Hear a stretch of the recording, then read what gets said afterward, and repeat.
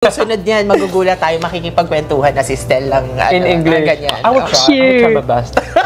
Biglang nag-change. Pwede. Yung ibang accents. Yun lang po, pagka nakakita ko Just stop it. Just stop it. I can't deal with the ng cuteness. mga international fans, sobrang Hi everyone, welcome back to my channel. Forever here. I hope that you are all doing well. I'm just going to pretend that I know what this is. I think as part of the TVK promotions, all of the coaches are going out and about and giving interviews and doing lots of stuff, and this podcast is like a part of that.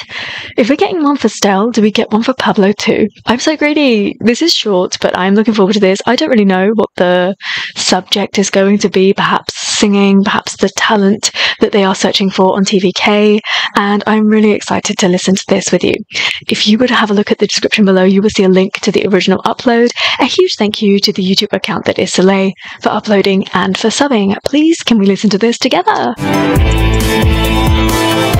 Hi, Sel. Welcome to the GMA Pinoy TV podcast. hello po, welcome to me. Nice to see you again po. Last na nag-usap tayo, may bala ka palang mag-Japan with the family. No? Yes.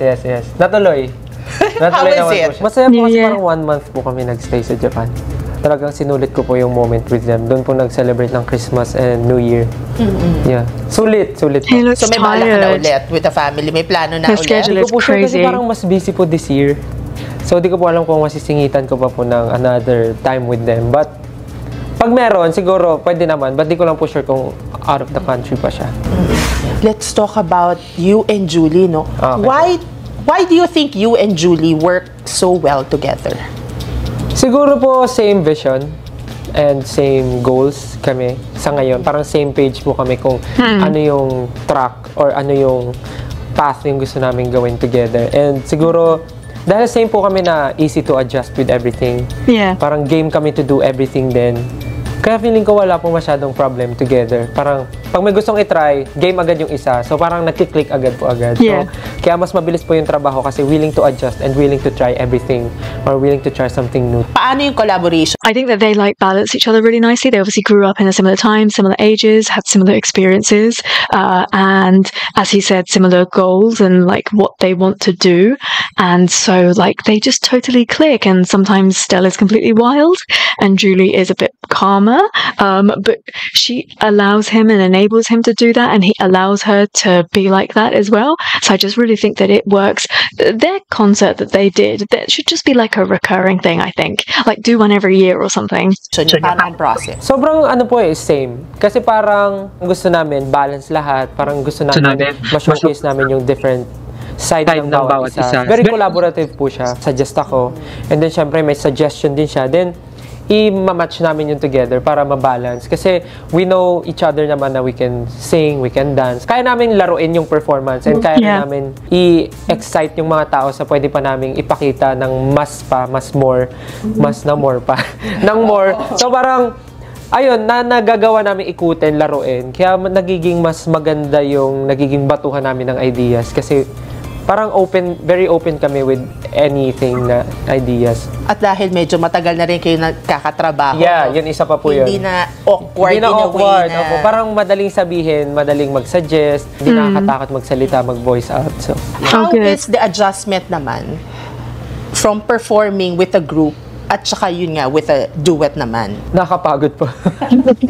Nakakapagod po pag-duet. I mean, di naman siya totally nakakapagod, nakakahingal. I mean, ang dami mong iniisip mentally na parang next performance and then ano yung gagawin mo sa performance na to. Kasi with SB19, 5 kami. So, 5 kaming naghatian ng mga parts and then nakakapagod yung SB19 kasi more on sayaw. Well, sa amin rin naman ni Julie ganon. Pero iba yung pagka mismong concert nyo na, tapos ang daming songs na pinoperform. So, parang masaya siya, to be honest mo. Pero yun lang. Challenge siya for me kasi Which is good. iba siya with SB19. Yeah. Pero, yeah. Kumbaga, pag Saya. sa group kasi, daming backup, no? Opo, Ito kasi...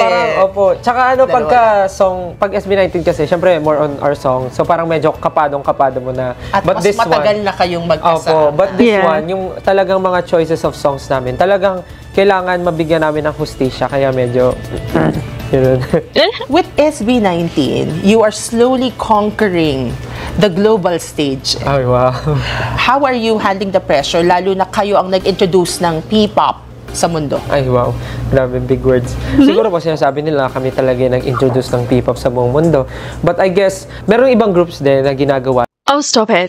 Stop being so humble. For goodness sakes, Del. Ayun. And we're very happy na right now, P-pop is really thriving. See, this is who they are. Tulad nga na sinabi namin before, hindi naman talaga siya kaya ng isang grupo lang. So maganda na maraming grupo na lumalabas din at mas nakikilala. But sa amin po yung mga nangyayari with SB19, hindi namin iniisip masyado na dapat ganito yung next step kasi nagawa natin ito. Go with the flow po kami. Parang meron na po kaming in mind na parang dapat gawin natin to kasi ito yung kailangan natin. Wala talaga kaming tipong, oh, nagawa natin to. Dapat mas tindihan pa natin sa susunod. Parang ayaw na magpadala sa pressure. Kung ano yung nafe-feel namin ngayon, tinutuloy-tuloy lang namin kung paano namin siya pinlan from before para mas tuloy-tuloy lang po. Kasi pagka masyado namin inisip na, dapat sabayan natin to kasi nag-boom to, baka masayang po yung mga plans namin na nakalatag na. Parang ganun. Okay, so that might shut me up about my whole like Moonlight agenda because I was thinking they could have done a lot more with it, but obviously well in advance before we even know anything about the songs that are coming up, they've, like anyone does, plan out the future, and so they've got things that they want to do and things that they know they will be invited and will be able to do, and then in addition to that, if there's some fun stuff, they'll obviously incorporate it. But I like that they've got this plan because I guess that yes, it allows them to go about and do their solo stuff as well, because don't forget that in the middle of all of this they've been doing all of their solo stuff, like not only solo activities but solo songs and albums and EPs and concerts and whatnot, and fashion brands. But it allows them to be a little less stressed, because I think that if they didn't go with the flow, if they constantly just thought, oh my gosh, we need to also do this because look, it's gone viral, they would very easily drain themselves out. So that's such an amazing idea, and I have to commend 1Z for ensuring that they kind of stick to this plan, because I think you could get really overexcited. Supportive din kayo sa ibang grupo. Opo naman, diba? super naman. Masaya po kami sa nangyayari ngayon and super exciting kasi very open na rin yung mga event producers na parang pagsama-samahin talaga into perform other songs ng ibang groups. So parang exciting. At yung search nyo for new talent, kasi di ba, I heard, di ba, na gusto rin nyo mag-form ng girl group. Super excited din po kami for that, and sobrang daming malalaman and ma-unlock new talents. Sa mga susunod na buwan. Yes. What's the feeling like whenever you perform for Global Pinoys abroad? Iba kasi yung fans sa labas ng bansa, iba yung nandito, di ba? Kapag nandoon kayo, tapos ano ang feeling? Mas nakakakaba po kasi English. Hindi, mas nakakakaba kasi syempre hindi naman po namin yung home court, hindi namin siya lugar. Kinakaba po namin mga tao, but whenever we see yung fans namin, yung 18, na nandun sila, super excited. Medyo nawawala yung kaba namin. But of course, syempre, hindi dapat kami makampante kasi meron din ibang crowd na nanonood and ibang market na nandun. So, the expectations are different. Kung ano yung plano namin for that stage, ganoon pa din. Yun. Pero masaya po mag-perform. Speaking of performance, no? Nag-viral ka recently when you sang All By Myself sa concert with David Foster, ha? Ano ang feeling? It's a regular especially thing when you were hitting that high note. Wala po akong nararamdaman. Stop playing with your sleeves. There he goes, being humble again. He's like, oh no, it really didn't happen, and I'm just going to put my little hands inside my sleeve and just pretend that it didn't happen. Stop it. Nung moment na yun, kasi parang lumulutang lang talaga. Tumatakbo sa isip ko, anong gagawin ko at that time. Parang sabi ko, anong gagawin ko? Nandito na ako sa sitwasyon na to. Parang kumakanta na ako. Sabi ko, and kahit ano na lang mangyari, yun na yung nagawa ko. But sobrang hanggang ngayon po, blur yung memory na naaalala ko. What I remember, yung mga times na sinabi niya na kantahin ko, biglang nag-practice, bigla siyang nag-piano, yun po yung naaalala ko. But yung feeling na nasa stage, sobrang blurry po kasi all I can see is yung mga lights. Ang nakikita ko lang si Sir David nagpa-piano, kita ko lang yung mic na hawak ko. Parang ganun lang yung naaalala ko, tapos lahat po, mausok na, malabo. Did you have to practice a long time for it? Or hindi po, kasi po magpa-practice lang po ako ng spot ko, yung 3 songs. And then nandun nga po siya sa stage, tapos nagpa-piano siya. Tapos sabi niya, try mo nga tong song. Sabi ko, anong song? Sabi niya, All By Myself. Tapos ako, tinititigan ko na yung manager namin, yung buong production, yung prod team. Wala rin silang alam kasi biglaan lang talaga siya. Tapos sabi niya, pinlay niya lang yung exact part na parang ito yung arrangement. Parang ganun lang. Tapos sabi niya, okay, okay ka ba kantahin to? Tapos sabi ko, okay lang po ba sa'yo? Sabi niya, oh, perform it tonight. Tapos yun na po yun. Sa backstage na lang po ako nag-practice talaga, nag-play ako, gano'n. Nagpatulong To be honest, he knew that he'd be able to do it. I don't think you'd put somebody in that spot if you didn't think they were capable. What have you learned about yourself since you became a celebrity? Dal po pala talaga. Like, sobrang legit. Kahit po yung pagod na ako, alam mo, pagod na. Hindi ko talaga matigil yung bibig. Ibig sabihin, you were born for it. Parang gusto ko talaga, parang makapagkwentuhan, mag-share ng experience, magkwento ng mga nangyari today. Parang ganon. Totoo yung sinasabi nila na maligalig po talaga ako. Well, I feel, kahit ngayon ang daming nangyari, sobrang pagod, pero hindi ko nararamdaman na pagod, parang ganun. Pero that's good kasi ibig sabihin, excited ka pa rin. Opo, yun. Every time na, you perform or may mga ganito, di ba? Talagang all out. Kumbaga. Yes. Nakakatuwa ka po yung mga reaction ng tao. Parang sinasabi nila, hindi ka pagod? Parang ganun lagi. Tapos ako, hindi naman. Ano ang namimiss mong gawin na hindi mo na masyadong nagagawa ngayon? Yung mag-relax lang sa bahay, manood ng movie with friends, with family, yung ganun po, yung normal na ginagawa. Kasi dati, pag umuwi ako galing training, nakakapag-relax pa ako Upo ako sa sofa, bukas ng TV, manonood ng movie, mga ganun. Ngayon, pag uwi tulog, pag gising ligo, alis. Ganun na po siya, parang everyday, same po yung nangyayari. Yun ang namimiss ko. Yung mga ganong klaseng bagay, luxury na sa akin. Yung mga me time. Yeah, me time. Or with family, with friends. Kahit nga yung eat sa labas medyo luxury na siya for me. Kaso kahit nga pag lumalabas ka, I'm sure pinagkakaguluhan. Uy, grabe, hindi naman po. Diba? So gusto mo... What have I just said to you? I've already said twice in these 13 minutes. Stop it. Sa bahay na lang kakain. Wala, hindi naman po. Hindi. Minsan ganun po. Why so cute? Mas masaya po kasi pag sa office na lang kumain, ganun. Order lang kami food, tas lahat kumakain sa isang table. That's nice. Ganun. So they get round it. Mas masaya po. Because they all kind of find themselves in the same situation, right? What is one thing people would be surprised to know about you?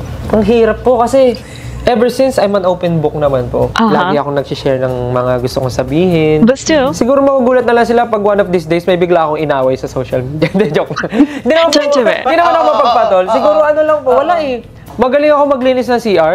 Yun na lang siguro. Kasi kahit yung mga gilid, sinisimot ko ng tissue, mga ganun.